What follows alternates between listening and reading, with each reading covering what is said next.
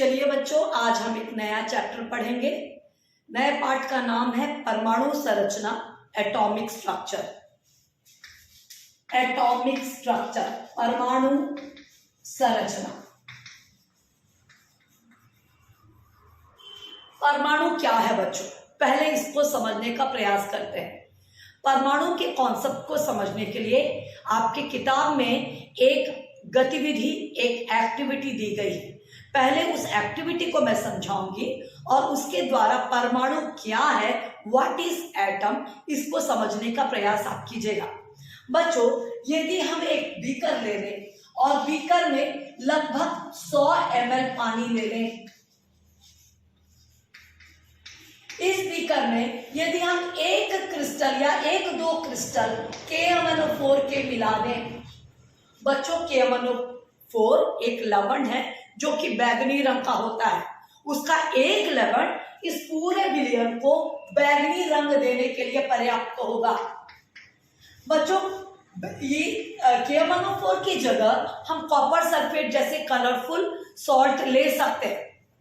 बच्चों, अब ये इस विलयन में से 10 ml के करीब विलयन को एक टेस्ट ट्यूब में लेकर, परख नली में लेकर एक दूसरे विलयन में डालेंगे।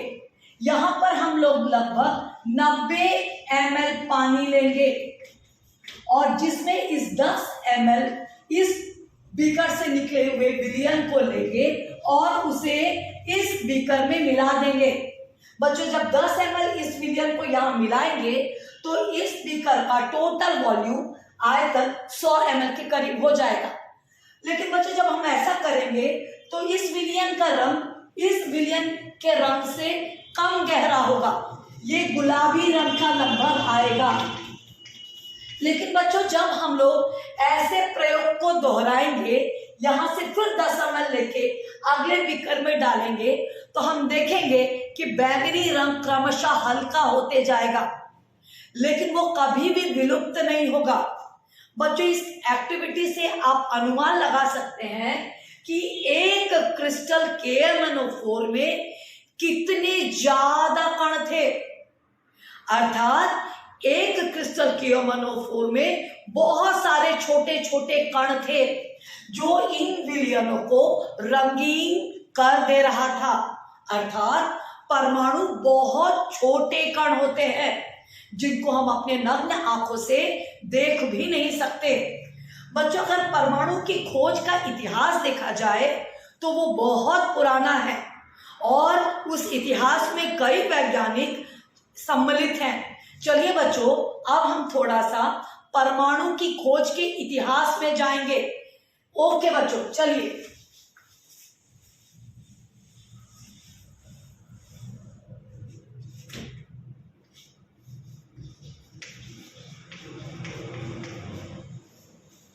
बच्चों, परमाणु की खोज का इतिहास लगभग ईसा के 500 वर्ष पुराना है। सबसे पहले व्यक्ति जिन्होंने परमाणु की अवधारणा दी वे थे बच्चों महर्षि कणाद। महर्षि कणाद एक इंडियन मुनि थे जिन्होंने बोला कि इस दुनिया के सारे पदार्थ या सारे द्रव्य छोटे छोटे सूक्ष्म कणों से मिलकर बने होते हैं। यदि हम किसी पदार्थ को तोड़ते जाएंगे तो वो आखिरी में एक छोटा परमाणु देगा। मतलब परमाणु छोटा सूक्ष्मतम अविभाज्य कण होता है। मतलब atom is smallest undivisible particle of any matter. इस तरह बच्चों, सबसे पहले कणाद ने ही किसी भी पदार्थ के सबसे सूक्ष्मतम कण को परमाणु नाम दिया। परमाणु नाम देने वाले सबसे पहले जो व्यक्ति थे वो महर्षि कणाद थे। बच्चों, इसके बाद उनके समकालीन में कई वैज्ञानिक और कई विद्वान हुए जिन्होंने एटम का कॉन्सेप्ट दिया। जो दूसरे थे बच्चों वो थे लूसिफस। लूसिफस के साथ उनके एक स्टूडेंट थे, विद्यार्थी थे, जिनका नाम था बच्चों डेमोक्रिटस। इन्होंने भी लगभग इसी अवधारणा को दोहराया कि इस दुनिया के सारे पदार्थ छोटे छोटे कणों से मिलकर बने होते हैं। अर्थात छोटे छोटे कणों के मिलकर बनने से ही बच्चों पदार्थ बनता है। इस तरह बच्चों इन्होंने एटम वर्ड उसको कहा। एटम एटमोस से बना है जिसका अर्थ होता है सबसे छोटा। इस तरह बच्चों ये दो वैज्ञानिक आए और इन्होंने परमाणु की अवधारणा कॉन्सेप्ट को दिया। तीसरे नंबर पे अगर हम किसी वैज्ञानिक को देखेंगे बच्चों तो वो है बच्चों एपिक्यूरस। और एपिक्यूरस का देखेंगे बच्चों तो एपिक्यूरस ईसा के 300 साल पहले 306 साल पहले परमाणु की अवधारणा दिए। उन्होंने कहा बच्चों कि हमारे आसपास जितनी भी चीजें हैं वो सब परमाणु से बनी हुई है। बच्चों ये है इसका इतिहास। सिर्फ ये 3 वैज्ञानिक नहीं है बच्चों, और भी कई वैज्ञानिक आए लेकिन उनकी अवधारणा भी लगभग इससे मिलती जुलती थी बच्चों। लेकिन ये सब चीजें कथन में थी, स्टेटमेंट में थी, ये सब अवधारणाएं थी। विज्ञान कभी भी उन अवधारणाओं को नहीं मानता जो प्रैक्टिकली प्रूफ्ड नहीं होता, जो प्रायोगिक तौर पर प्रमाणित नहीं होता। बच्चों इसको ये चूंकि अवधारणाएं प्रायोगिक रूप से प्रमाणित नहीं थी करके इनको कोई खास महत्व नहीं मिला। लेकिन बच्चों उस समय के वैज्ञानिक रासायनिक संयोग के नियमों को प्रतिपादित कर रहे थे। लॉ ऑफ केमिकल कॉम्बिनेशन का समय था बच्चों वो। बच्चों हम लॉ ऑफ केमिकल कॉम्बिनेशंस को देखेंगे और उसके द्वारा समझेंगे कि उन थ्योरी के माध्यम से हम परमाणु की अवधारणा को कैसे प्रमाणित कर सकते हैं। चलिए बच्चों अब हम थोड़ा सा देखेंगे रासायनिक संयोग का नियम। रासायनिक संयोग का नियम उस समय के वैज्ञानिकों के द्वारा दिया गया नियम था जो कि प्रायोगिक रूप से प्रमाणित था। और इन प्रायोगिक रूप से प्रमाणित नियमों के द्वारा हम परमाणु की अवधारणा को भी प्रूफ कर सकते थे। बच्चों 3 नियम दिए गए थे। एक नियम था बच्चों द्रव्यमान संरक्षण का नियम, law of mass conservation.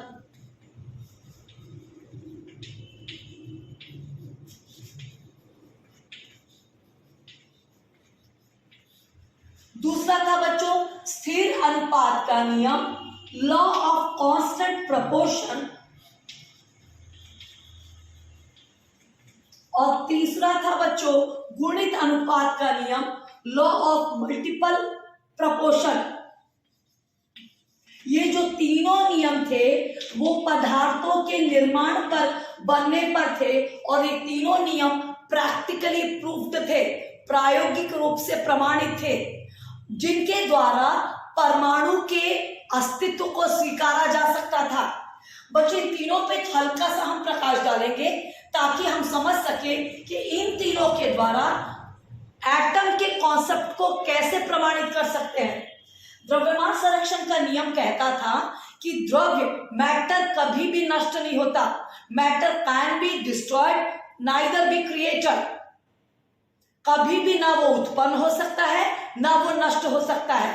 Neither can be destroyed nor can be created. ये नियम कहता है बच्चों द्रव्यमान संरक्षण का नियम। इसके अनुसार एक तत्व बस दूसरे रूप में बदल सकता है, वो नष्ट नहीं हो सकता। मतलब परमाणु कभी नष्ट नहीं हो सकता। वो दूसरा यौगिक बना सकता है लेकिन वो नष्ट नहीं हो सकता। बच्चों स्थिर अनुपात इसको दिया था बेटा प्राउस्ट ने। उन्होंने बोला पदार्थ कभी भी नष्ट नहीं होता, वो एक रूप से दूसरे रूप में बदल सकता है। स्थिर अनुपात का नियम कहता है कि किसी भी पदार्थ में उसके जो घटक है, उसके जो कंपोनेंट है, उनका रेशियो डेफिनाइट होता है। मतलब देखो बच्चों यदि पानी के उदाहरण में देखें तो यहाँ 2 हाइड्रोजन और 1 ऑक्सीजन है। किसी भी स्रोत का पानी क्यों ना हो, चाहे वो तालाब से निकला पानी हो, चाहे वो समुद्र का पानी हो, हर एक पानी में 2 हाइड्रोजन और 1 ऑक्सीजन का होगा। मतलब उनका द्रव्यमान हमेशा एक निश्चित अनुपात में होगा। तो कभी भी वो बदलेगा नहीं, चाहे वो किसी भी स्रोत से निकला हुआ क्यों ना हो। अच्छा बच्चों, गुणित अनुपात का नियम डाल्टन ने दिया था। उन्होंने बोला कि यदि हम लोग किन्हीं दो तत्वों के मेल से एक तीसरा यौगिक बना रहे हैं तो उस यौगिक का जो अनुपात होगा उसमें एक तत्व का अनुपात स्थिर होगा लेकिन दूसरे तत्व का अनुपात गुणित होगा। जैसे बच्चों, यदि हाइड्रोजन और ऑक्सीजन के मेल से हम यौगिक बना रहे हैं तो दो प्रकार के यौगिक बच्चों बन सकते हैं, एक पानी और एक हाइड्रोजन परऑक्साइड। हाइड्रोजन और ऑक्सीजन के मेल से दो प्रकार के यौगिक बन सकते हैं। यहाँ पे आप बच्चों इसको ध्यान से देखेंगे तो हाइड्रोजन की जो मात्रा है वो दोनों में 2-2 है, लेकिन एक में ऑक्सीजन 1 है और एक में ऑक्सीजन 2 है। बच्चों इस उदाहरण को थोड़ा ध्यान से देखिए। यहाँ हाइड्रोजन का अनुपात तो स्थिर है लेकिन ऑक्सीजन का अनुपात डबल हो जा रहा है, गुणित हो जा रहा है। यही है बच्चों गुणित अनुपात का नियम। बच्चों इन सभी के द्वारा जो एटम का या तत्व के कॉन्सेप्ट को पुष्टि मिला, ये सभी जो प्रयोग थे या ये सभी जो नियम थे वो परमाणु की अवधारणा के पक्ष में जा रहे थे, मतलब परमाणु को प्रैक्टिकली प्रूव्ड कर रहे थे। बच्चों इन तीनों नियमों के द्वारा बड़े आसानी से परमाणु के अस्तित्व को स्वीकारा जा सकता था। ओके बच्चों इसके बाद, इन नियमों के बाद जॉन डाल्टन ने परमाणु सिद्धांत भी दिया। उनके सिद्धांत में मेनली 5 बिंदुएं थी। हम अब अगला टॉपिक जो पढ़ेंगे वो है जॉन डाल्टन का परमाणु सिद्धांत। उन्होंने कौन कौन से 5 मेन पॉइंट्स दिए उसको भी समझेंगे।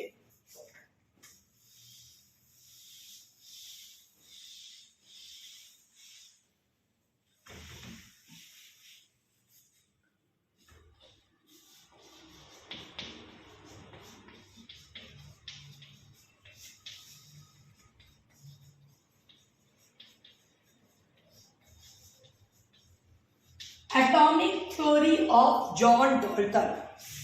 बच्चों जॉन डाल्टन वही वैज्ञानिक थे जिन्होंने गुणित अनुपात का नियम दिया था, लॉ ऑफ मल्टीपल प्रोपोर्शन दिया था। वही साइंटिस्ट है जॉन डाल्टन। इन्होंने परमाणु के संदर्भ में क्या क्या बातें कही, चलिए बच्चों उसको बिंदुवार समझने का प्रयास करते हैं। उन्होंने जो पहली बात कही, उन्होंने बोला सभी पदार्थ, दुनिया के सारे मैटर परमाणु से बने होते हैं। दुनिया के सारे पदार्थ परमाणु से बने होते हैं। ये उनकी पहली बात थी। दूसरी बात उन्होंने कहा कि कभी भी हम परमाणु को उससे ज्यादा तोड़ नहीं सकते। परमाणु अविभाज्य सूक्ष्मतम कण है जो कभी भी नष्ट नहीं होगा, जो कभी भी नष्ट नहीं होगा। बच्चों ये बिंदु आया है द्रव्यमान संरक्षण के नियम से कि तत्व कभी भी नष्ट नहीं होता, वो एक रूप से दूसरे रूप में बदल सकता है। वहां से जॉन डाल्टन ने इस बिंदु को लिया है कि परमाणु अविभाज्य सूक्ष्मतम कण है जो कभी भी नष्ट नहीं होता, वो ना बनता है ना विनाश होता है। अब इसके तीसरे बिंदु को देखेंगे बच्चों। उन्होंने बोला एक पदार्थ के या एक तत्व के सारे परमाणु, एक तत्व के सारे परमाणु एक जैसे होते हैं, उनका गुण भी एक जैसा होता है। एक तत्व के सारे परमाणु एक जैसे होते हैं, उनका रासायनिक गुण, केमिकल प्रॉपर्टीज सब एक जैसा होता है। अच्छा, चौथी बात उन्होंने जो बोली, विभिन्न तत्व के, एक तत्व का एक जैसे होगा, विभिन्न तत्व के जो सारे परमाणुओं का जो गुण होगा वो भिन्न भिन्न होगा, का जो गुण भिन्न भिन्न होगा। एक तत्व के सारे परमाणुओं का गुण एक जैसा होगा और विभिन्न तत्व के सारे परमाणुओं का गुण भिन्न भिन्न होगा। ये जॉन डॉल्टन का चौथा बात था। बच्चों उन्होंने एक चीज और बोला, उन्होंने बोला कि जब तत्व आपस में जुड़ेंगे और यौगिक बनाएंगे तो उनका अनुपात स्थिर होगा। जब तत्व आपस में जुड़कर यौगिक बनाएंगे, रासायनिक सहयोग करके यौगिक बनाएंगे तो उनका अनुपात स्थिर होगा। बच्चों ये जो नियम था ये स्थिर अनुपात के नियम से लिया गया है। ये नियम द्रव्यमान संरक्षण के नियम से लिया गया है और ये वाला जो बिंदु है वो स्थिर अनुपात के नियम से लिया गया है।